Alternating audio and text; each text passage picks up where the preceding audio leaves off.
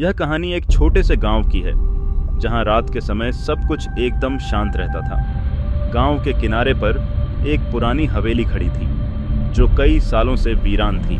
गांव वाले कहते थे कि हवेली में भूत प्रेत रहते हैं और जो भी वहां जाता वो कभी वापस नहीं आता। रमेश नाम का एक युवक जो शहर से गांव आया था, हवेली के बारे में सुनकर बहुत उत्साहित हुआ। उसने तय किया कि वह उस हवेली में रात बिताएगा और यह साबित करेगा कि वह सिर्फ एक अफवाह है।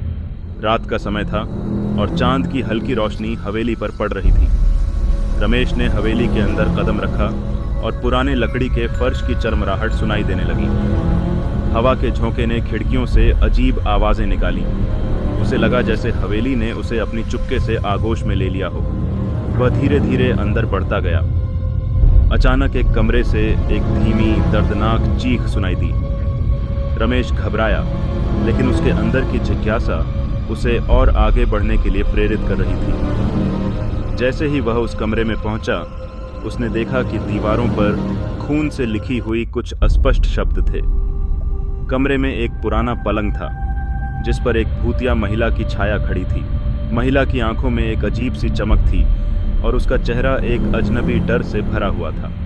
वह धीरे धीरे रमेश की ओर बढ़ी और कहा, तुम यहाँ क्यों आए हो?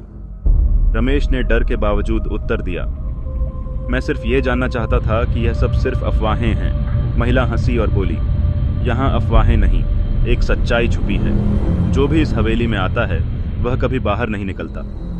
रमेश ने पीछे मुड़कर भागने की कोशिश की, लेकिन जैसे ही वह दरवाजे तक पहुंचा, दरवाज़ा अपने आप बंद हो गया। उसने खिड़की से बाहर झांका, लेकिन बाहर घना अंधेरा था। अब वह जान चुका था कि वह हवेली में फंस चुका था और अब वहां से निकलने का कोई रास्ता नहीं था। हवेली के अंदर से एक चीख उठी और उसके बाद सब कुछ सन्नाटा हो गया। रमेश का नाम उस रात के बाद कभी सुना नहीं गया।